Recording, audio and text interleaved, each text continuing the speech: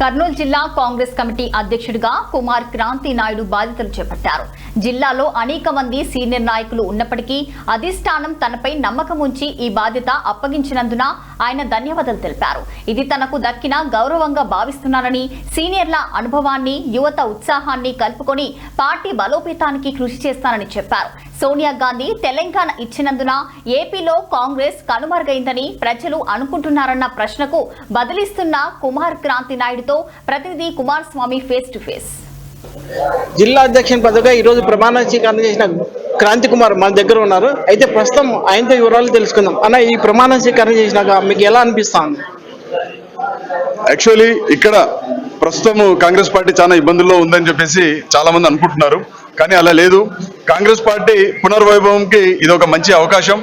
యువతని ఎంకరేజ్ చేస్తున్నారని చెప్పేసి కూడా ప్రతి ఒక్కరికి ఈరోజు నా ఒక అపాయింట్మెంట్ తో ప్రతి ఒక్కరు కూడా తెలియజేసింది. అంటే ఇక్కడ యువతకు ప్రోత్సహిస్తున్నారు, కాంగ్రెస్ పార్టీ భవిష్యత్ తరాల కోసం ఆలోచిస్తుందని చెప్పేసి నా ఒక అపాయింట్మెంట్ తో ప్రతి ఒక్కరు కూడా తెలియజేస్తున్నాం. రానున్న రోజుల్లో యువతను ఐక్యమత్యం చేసుకొని ఈ యొక్క పార్టీ బలోపేతం గ్రౌండ్ లెవెల్లో బలోపేతం చేయడానికి కూడా మేమందరం కూడా కృషి చేస్తామని చెప్పేసి నేను భావిస్తున్నాను. ఇది ఎన్నో అంటే మేము విధాలుగా అంటే నేను ఇంతకుముందు ఒక ఇంప్లిమెంట్ చేస్తున్నప్పుడు కావచ్చు, లేకపోతే మేము వివిధ కేసుల్లో నేను పోరాడేటప్పుడు కూడా దక్కని గౌరవం ఈ రోజు నాకు దక్కింది. తప్పకుండా రానున్న రోజుల్లో కాంగ్రెస్ పార్టీ బలోపేతం కోసం కృషి చేస్తాం. ఇప్పుడు కాంగ్రెస్ పార్టీలో ఉన్న సీనియర్స్ కాదని చెప్పి మీకు కాంగ్రెస్ పదవి అప్పచెప్పారు. అయితే ఇక్కడ చాలా విభేదాలు ఉన్నాయి, దానిలో ఎలా ముందుకు వెళ్తారు? విభేదాలు అంటూ ఏం లేవు. అంటే ఇక్కడ ఆల్రెడీ సీనియర్స్ కి అవకాశం ఇంతకుముందు ఇచ్చారు. ఇక్కడ కొన్ని సమీకరణలు అంటే ఇప్పుడున్నటువంటి టీడీపీ కావచ్చు, ఎన్డీఏ ప్రభుత్వం మీద, తర్వాత ప్రతిపక్షాన్ని ఎలా బీట్ చేయాలనే దాని మీద వాళ్ళు ఇప్పుడు సృజన్ అభియాన్ కమిటీ ఇంతకుముందు రావడం జరిగింది. ఆ కమిటీలో విధాలుగా వాళ్ళు రీసెర్చ్ చేసిన తర్వాతనే అంటే ఇక్కడ అంటే కొన్ని స్టడీస్ మీద అంటే ఇక్కడ ఎట్లా చేస్తే ఏమవుతుంది, ఎవరికి ఇస్తే ఇక్కడ పార్టీ డెవలప్ అయ్యే ఛాన్స్ ఉంది, తర్వాత అన్ని కొన్ని సమీకరణాలు చూసుకొని నాకు ఇవ్వడం జరిగింది తప్ప ఒకరిని తీసివేయడం కోసమో లేకపోతే ఇంకో విధంగా అయితే కాదు. అందరినీ కూడా మేము సమీకరించుకుంటాము, పెద్దలు ఒక సలహాలు సూచనలు తీసుకుంటాను. అలాగే ఇప్పుడున్న క్యాడర్ని ఉపయోగించుకుంటూనే కొత్త క్యాడర్ని తీసుకురావడానికి నేను ప్రయత్నం చేస్తానని చెప్పి తెలియజేస్తాను. వచ్చే స్థానిక ఎలక్షన్లప్పుడు మీరు ఎలా ముందుకు పోదలుచుకున్నారు? ఇప్పుడున్నటువంటి జెడ్పీటీసీ, ఎంపీటీసీ ప్రతి ఒక్కదాన్ని కూడా మేము కంటెస్ట్ చేయడానికి ప్రయత్నం చేస్తాం. అలాగే మున్సిపాలిటీస్, కార్పొరేషన్స్ లో కూడా ప్రతి వార్డు మేము నిలబడతాం. ఇంకా సర్పంచ్లు, వార్డు మెంబర్లు కూడా సాధ్యమైనంత వరకు నిలబడడానికి కృషి చేస్తాం.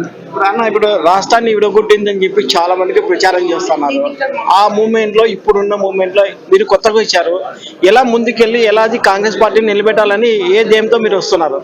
అంటే చాలా మంది అట్లా అనుకుంటున్నారు, కానీ మీరు అన్న విధంగా అంటే ప్రజల్లో అదొక ఉన్నా కూడా భావన.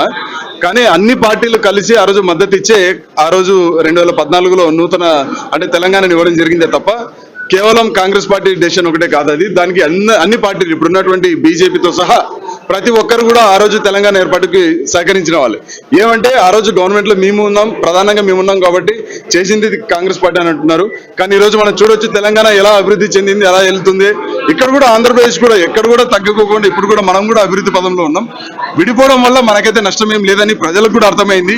ఎందుకంటే ప్రతి ఒక్కరికి గౌరవం ఇస్తూ ప్రతి ఒక్క ఎవరి కూడా మనోభావాలు దెబ్బతినుకోకుండా చేసిందే కాంగ్రెస్ పార్టీ.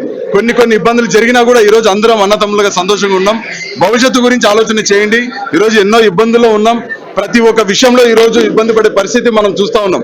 కాబట్టి కాంగ్రెస్ పార్టీ ప్రజల కోసం మళ్ళీ తిరిగి అధికారంలోకి రావాల్సిన అవసరం ఉందని ప్రజలు గ్రహించారు.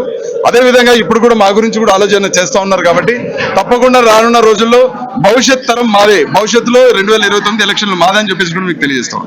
ప్రస్తుతం తెలంగాణ నుంచి బండ్ల గణేష్, శివాజీ ఇద్దరు పాదయాత్రకు వస్తున్నారు. మిమ్మల్ని కలిసే ఏర్పాట్లు ఏమన్నా ఉన్నాయి, మీరు వాళ్ళని కలుస్తారా? అంటే ప్రస్తుతానికి అయితే ఇంకా దాని మీద అయితే అంటే వాళ్ళైతే మమ్మల్ని కలవడానికి ఏం ప్రయత్నాలు ఏం లేవు.